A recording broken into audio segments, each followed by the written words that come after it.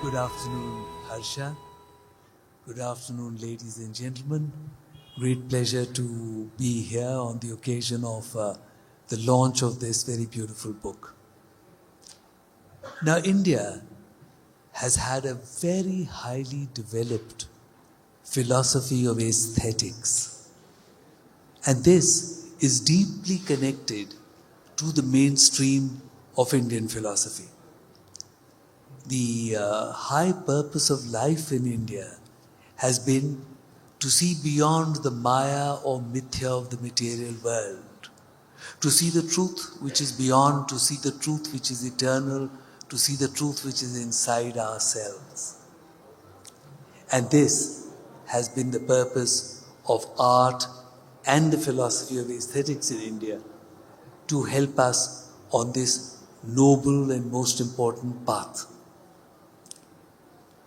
In this philosophy of aesthetics, it is understood that your experience, when you see something truly beautiful in nature or in art, your response in that moment is in fact akin, similar to Brahmanand itself, or the ecstasy of salvation.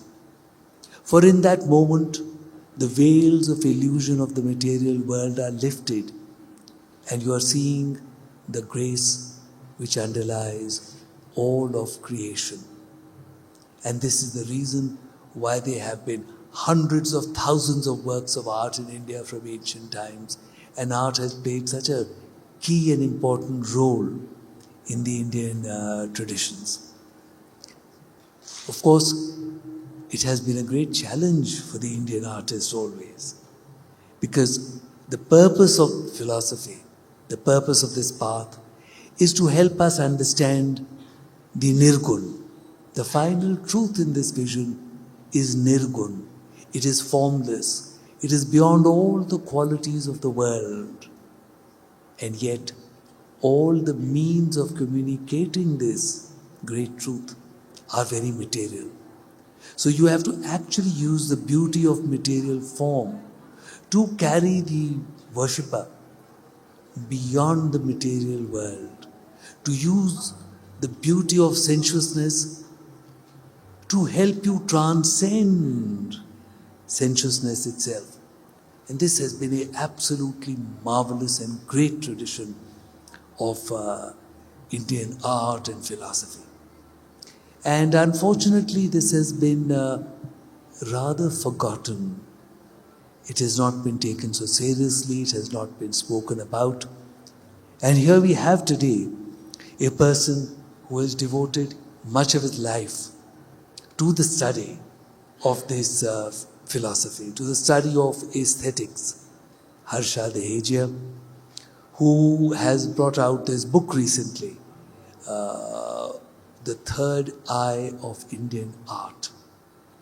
Now, Harsha, would you please share with us, why did you write this book? Thank you, Benoy. Thank you so much. I couldn't have said it better. Set up the stage for me to speak. The reason I wrote this book is, if you like, a certain Gandhian idea that I had, that we need to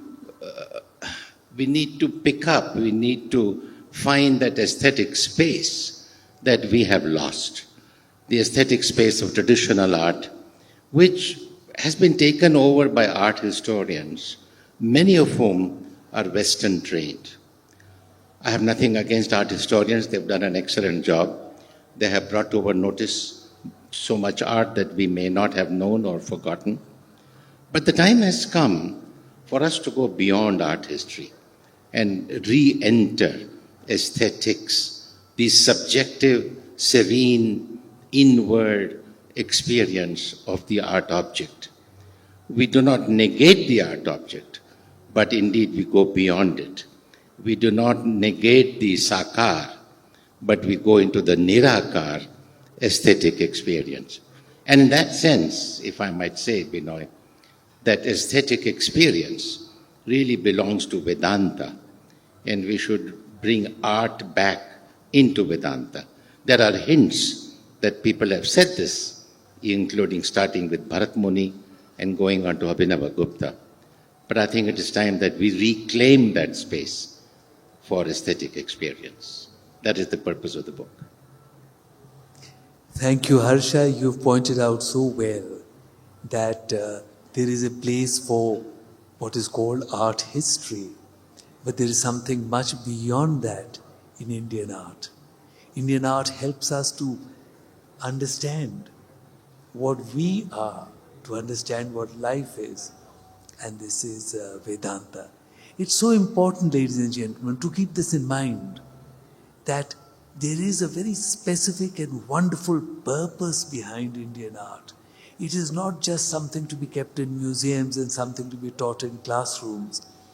It is something far beyond that. It's something that helps you enliven and to understand your own life. So I hope that Harsha's book and what he's saying today is going to help you think about this and be able to get more out of Indian art. If I might add, Benoy, the primal question when it comes to art and beauty is, why do we create art objects? Why do we create objects of beauty? Such a primal question is never raised by art historians. When they try and answer that question, they talk about patrons, they talk about painters, they talk about ateliers, and so on, which I think is a second or a third tier answer. The primal answer, as you correctly said, and that is why I think art belongs to Vedanta, is we create art objects or objects of beauty to know ourselves. The primal question, koham, that the Upanishads raise, I think is answered not only by abstract contemplation, which is the signature of the Upanishads, but by contemplation of the art object, should lead us to the answer that question, koham, who am I? Yes, Harsha, as you're pointing out, what the Upanishads bring before us in terms of thought and abstract understanding is in fact put into practice by art. Art is in fact then a form of yoga. It is the practical philosophy, the philosophy which helps us to understand what it is all about. And you're so right in pointing out that patrons and the such like are very peripheral. They are important in their own right. You have to study history, you should know what history is, but it is not key. It is not the most important thing for art. As you're pointing out, the reason for art is to be understood in terms of Vedanta. It is what makes life worth living. It's what life is all about. And Harsha, what is the third eye? I'm glad you asked, because the third eye is not an eye. The third eye is really a space in our mind, in the mind of the mind, if you like, the inner mind, if you like. Use the word Atman, if you like, a very difficult word. It is that space where the sakar, the object, becomes nirakar, where we taste rasas, which Bharata spoke about in the first century, which is where archetypes become alive, because much of our traditional art is archetypal. For instance, when people ask who is Krishna of the Bhagavad Puran, many people try and answer that question either historically or sociologically. I think there are very poor answers to that question. Krishna of the Bhagavad Puran is an archetypal person. He is the archetypal pastoral person who took cows out to pasture. And that is how he becomes the prototypical Nayak, the hero, if you like, the protagonist of the Bhagavad Puran. So archetypes are important. Rasas are important. Metaphors are important. Most of our art, traditional art, is metaphoric. And unless you're able to resolve the metaphor, you're not going to be able to get into the the meaning, the substance, the ananda of that art. And the word ananda takes me to Ananda Vardhana, one of our great aestheticians from Kashmir, who coined the word dhvani or resonance. A beautiful art object always has levels of meaning, resonance of meaning. And unless you're able to participate and create your own, if you like, resonance of meanings, the art object does not totally reveal itself to you. And that is the third eye. Obviously, the third eye, when people talk about the third eye, they think of Shiva's third eye, the eye of anger, the eye of destruction. Yes, there is anger. There is anger at not being able to carry forward the art object from object to subject. And therefore, I use the word third eye as the eye of gnosis, if you like, as Sri Aurobindo would say, the eye of knowing, not the eye of knowledge. With our two eyes, we see things, we engage with the world, either the world around us, or the world of beauty, or the world of art. That is the function of our two eyes. The so-called third eye it gives us drishti, it gives us insight, not sight. It gives us an enlightened experience and meaning of the eye object, the art object. It is synesthetic. It brings all kinds of sensory meanings into the art object. And it is also polychromatic. It takes us beyond the surface to the interior of the art object. It takes us to the ananda of the art object. Because ultimately, what is the purpose of the art object, or what is the purpose of beauty, is to restore ananda, which is part of our being. It's so good of you to write this book and to bring before us today also the true importance of art. In fact, this is a world which is so caught up with objects of the sight, objects before our eyes. They are flashed before us constantly, one after the other, after the other, after the other. And where does it get any of us? So what you are helping us appreciate is that with the inner eye, we are able to appreciate a deeper understanding of what there is around us. And in the process of understanding what there is around, what you're pointing out is that we are understanding what is within. And what is within and what is around, in fact, become one.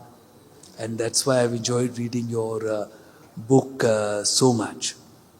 And Harsha, would you tell us about other exponents of the philosophy of Yes, aesthetics? indeed. But before that, let me, since you talked about the world around us, I find that contemporary art, if I might, and particularly painting, contemporary painting, is all about expressing anger or angst or despair or displeasure or pain, because they are producing that art from very superficial mental level of their being. They are not going deep into themselves to create that art object.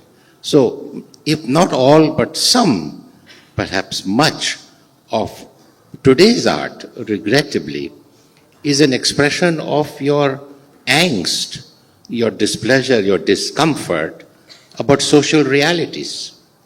We are so entrapped and stuck in social realities that we are unable to go beyond it. The traditional artist perform what is called the dhyana before he or she even tried to create an art object. You have to go above and beyond social realities, the pain of life, the displeasure of life, the problems of life, and so on. Because if you do not do that, your art is going to express just pain and displeasure and so on, or certain very superficial ideas. The artist is required to go into a state of dhyana, meditation, contemplation, serenity. If I might give an example of an artist in certain Gujarat villages who does what is called the mural of the Pitora Baba, one of their gods, the tribal gods, Adivasi gods. That artist performs purificatory functions.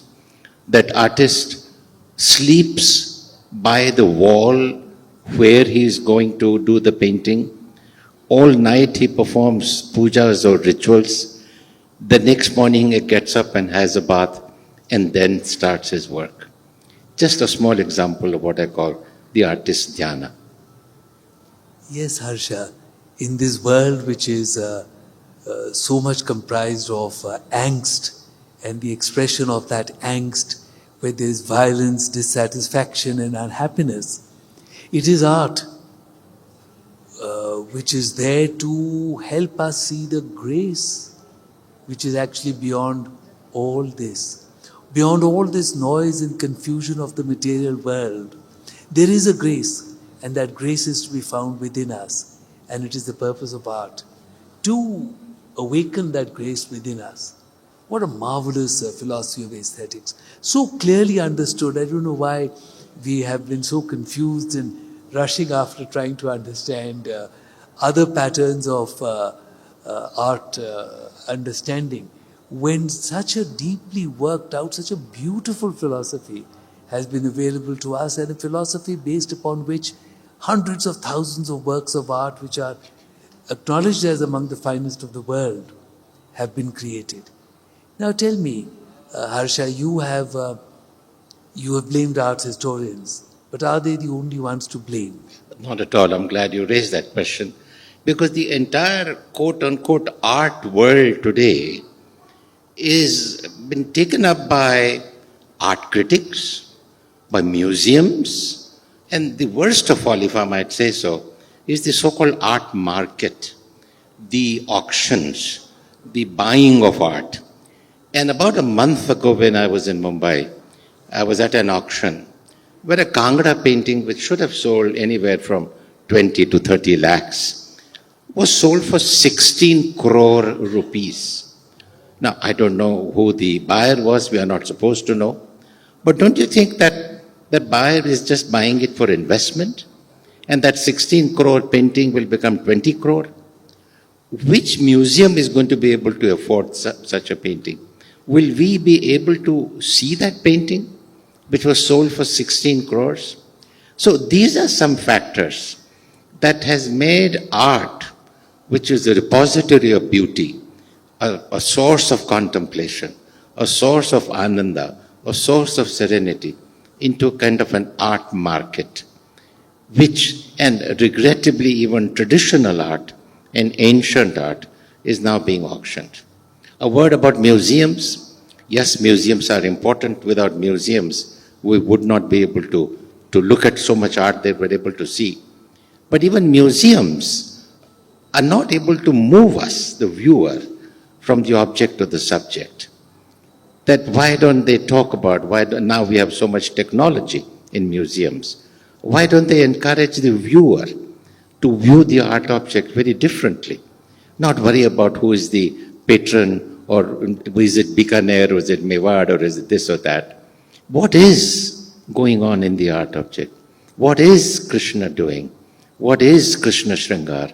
Is Krishna Shringar only romance, or is Krishna Shringar also a type of knowledge? Absolutely. It is in fact leading us to the greatest knowledge. And ladies and gentlemen, that is where Harsha's book, which is here with us today, new book, and his words are so important. It is so important for us to realize that there is so much that art can contribute to us. It's not just an investment, as he points out. As a matter of fact, the moment it becomes an investment, it has already lost most of its value. Because its value is something which should take us beyond the whole idea of investment. It should take us beyond the material world. It should take us beyond wanting another rupee or another so many rupees. It's so important to understand what the art can do to you and what that Kangra painting can do to you, which Harsha was speaking about, and what Krishna can do to you. And Krishna, which comes from the root of the word akarshan, is so important, how your own akarshan can be used, how in this beautiful world of aesthetics, how your own akarshan can be used to lead you in a seamless path towards more grace and more knowledge. I hope that his book and his words today will help all of you to want to learn more. First of all, read his book carefully and then want to learn more about this aesthetics. How this aesthetics can make a wonderful contribution in your daily life. And it could do so much for you, believe me. And Harsha, what is Tagore's view of the third eye? Well, Tagore, luckily for us, restores art to its home, as it were, an aesthetic experience, because he talks a lot about how when he sees the world with his two eyes, he engages with the world, but when he shuts his two eyes and contemplates the world that he saw, he finds himself. Such quotations abound in Tagore, in his songs and in his writings. And he talks about dekha, means how to see. And one of the lines that resonates with me with Tagore, he says quite often, when I sing a song, I expect you to go home and complete it. When you hear a song in an audience or in a record or whatever, it's only half the song. The other song, the other half of the song, is what you complete when you shut your eyes and shut your ears and contemplate and meditate about the song. So the experience of art is not just all of it created by the artist, but in fact it is shared and finally completed by the viewer or the listener. It is a marvelous sharing, and perhaps that is why the artist in ancient times never used to write his name upon his paintings, because there was no ego associated with it. Without the wonderful viewer, without the viewer to complete the process of the evolution, without the viewer to complete the process of art, without the viewer to complete the meaning of art by experiencing it, what would there be? And Harsha, may I request that we unveil this beautiful book of yours before the world? Thank you so much, and thank you for those very lovely questions, which has brought out some of my ideas. Without you, in fact, I'm one of your cheerleaders, because I've followed your films, I've followed your photographs and your books. And the word inward look, if I might say, is one that I borrowed from you, and that has inspired me a lot. Thank you so much. Very kind of you to say that. It's been marvelous to read your book.